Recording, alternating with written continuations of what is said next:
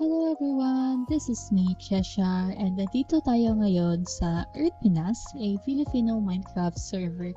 At isi-showcase ko ngayon sa inyo yung mga ganap dito, kung ano nga ba yung mga features ng server, ganon.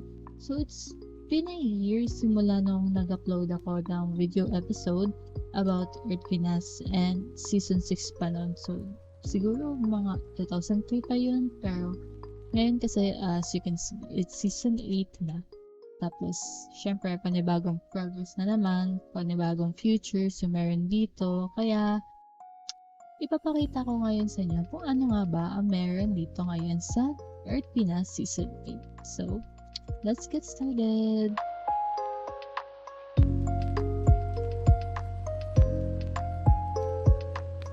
So, let's start dito sa spawn. So, pagkapasok nyo pa lang dito sa server, may bubungad na hologram sa harap nyo, which is ito. Welcome to Earth Pinas Season 8.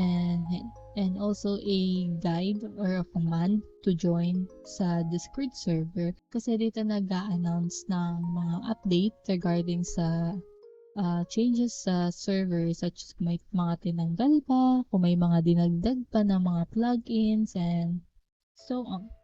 And also, syempre dito may dalawang NPC na nakalagay dito, si Random Teleport and also Discord. Pag kinlik mo si Discord, lalabas yung link ng Discord. So, just click it para makapasok sa Discord server. And also, we have here a Random Teleport kung saan once na you're ready to start your journey here sa server, you can just click this and matateleport ka na sa overworld. And pag nababa nyo naman dito sa spawn, may mga NPC rin tayong nakakalat dito. So, let's start by the shop. So, ito si shop. Dito kayo pwedeng bumili ng mga blocks, ito mga brewing, color, drop, mob drops for farming, or some redstone things, miscellaneous stuff, custom enchants, and also plain blocks. Ayan. So, you can use your in-game money here para makabili ng mga items na gusto nyo bilhin. You can also sell here. Hindi lang siya puro buy. Meron rin siyang sell. Next naman, itong auction house. So, si auction house, this is a second way or another way of earning money dito sa server. So, pwede kayong magbenta dito ng mga items na gusto nyong ibenta. Katulad nito, may mga bottled XP, enchant book, safari net, may mga spawners, and mga tinitinda ng mga players. And ito namang bridge dito, ito yung papunta sa Piñata Party. So, pero since nakalock to, kasi lumalabas kasi yung llama once na nagpipinyata party na. So, you can just simply type warp piñata. Then, makakapasok na kayo sa loob. So, ito dito sa piñata area, once na nag-reach ng 50 votes yung piñata party, may mag-i-spawn dito na llama, and just bring a stick or a bamboo, then palu-paluin nyo lang yung llama hanggang sa mawala na siya, and you will receive a piñata key, which ma-open nyo siya sa warp crates. So, ito yung mga crates natin so far. So, we have farming crate, piñata crate, so dito nyo siya gagamitin. So, also we have a rare crate, donor crate, and a vote crate. Ito wala pa, soon pa lang yan. So, may mga next update pa naman kasi, so we're not sure kung ano pa yung ilalagay ng owner dito sa crate natin. So, ito, syempre sa vote crate, since may voting links nga yung server. Actually, it's really common feature na yan sa mga public servers na may vote links. So, once na nakapag-vote kayo, may ma-receive kayo na vote key. So, for example, just type /vote, and may mga lalabas na dito na mga links. So, dito kasi 5 yung links niya. So, just click it open it, and then may lalabas na website. So, syempre, pag napunta na kayo sa website ng mga links na to, just type your IGN, then syempre, may verification pa yan, then click vote, then may ma-receive kayo na key.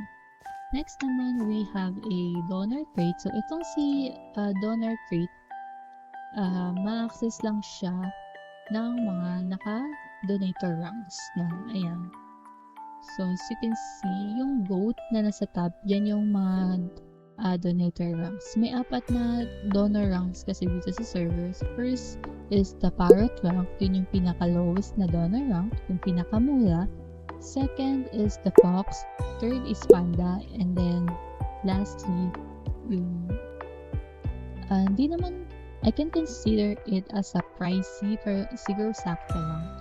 Ayan, which is yung goat rank. Next is itong rare crate. So, itong si rare crate, hindi pa namin siya alam kung saan namin makukuha yung key neto. Kasi wala pang sinasabi sa update or what, basta naka-display lang siya dyan. Next, itong si Piñata Crate. So, like I said, makukuha yung key neto sa Piñata Party Arena once na na-hit nyo yung llama and nawala yun. Automatically siyang ma-receive. Automatically na kayong may ma-receive na key. Pero yung key neto is a virtual key. So, hindi siya mapupunta sa inventory nyo. As in, automatic na talaga siya kasi kaya ginawang virtual key ito kasi may mga players kasi na nagtatapon ng gamit ko.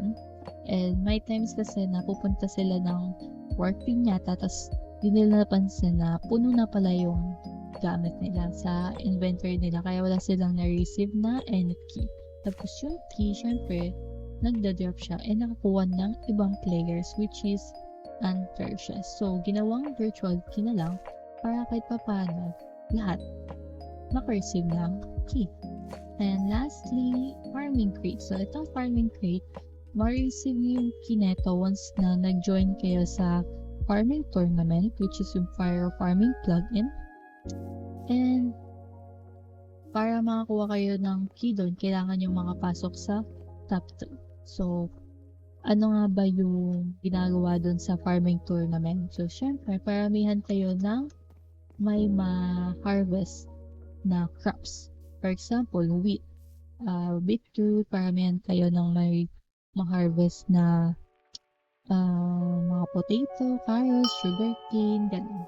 Another feature rin pala na meron dito sa Earthwinas is itong marriage plugin. So, kung may mga jowa bells kayo dyan, pwede nyo i-invite. Tapos, syempre, mag-send lang kayo ng request marry something. Actually, hindi ko pa siya natatry. Pero, kasi new pa lang yung feature na yan. Yung plugin na yan dito sa server. Kaya, konti pa lang yung gumagamit or hindi pa siya like na i-inform sa mga players na paano gawin to, paano yung command sa Mary, and yada yada yada.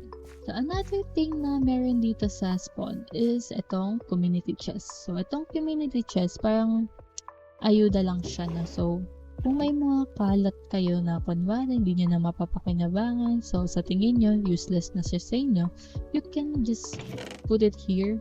Next is Gem Shop. So, itong si Gem Shop, it's another currency here sa server, no? So, once you click it, may dalawang category na lalabas dito. So, we have perks and spawner. So, si perks, syempre, ito yung mga commands na. So, unlimited fly, keep inventory, keep EXP, access to back command, bypass teleport, and also we have a unlimited set home and sell one. And then spawners, syempre, yung mga spawners, kung kailangan nyo ng mga spawners for your mob farms, pwede kayo bumili dito.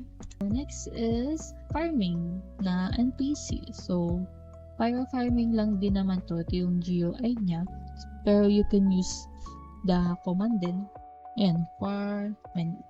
Ganyan lang din siya. So, pwede kayong bumili dito ng mga fire farming plants. Kumbaga, ano siya, another way of earning money kahit konti na.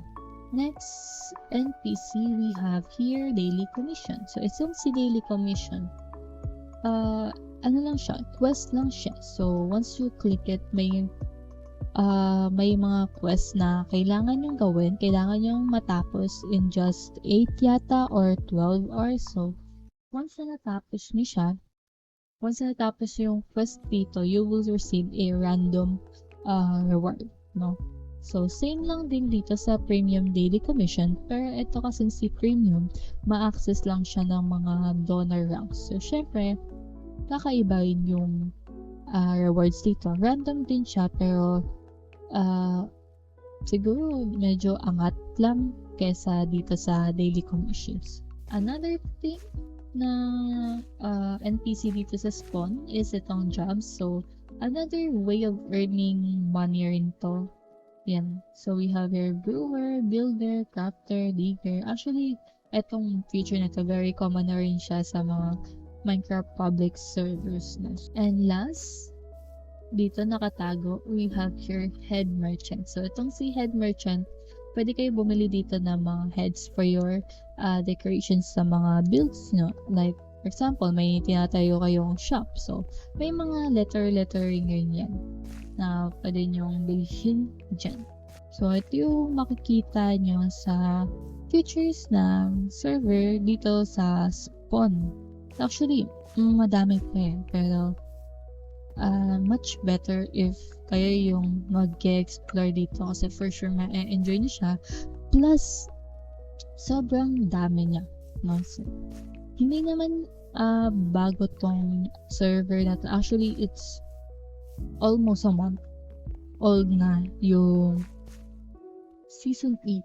Kaya expect na mas marami pang features na ma-add dito. Marami pang plugins, marami pang ka-MM na ilalagay yung server owner dito. Kaya kung sa'yo, sumali ka na. Kaya kung interested ka, ilalagay ko na lang yung IP tsaka yung Discord link, invite link sa description below.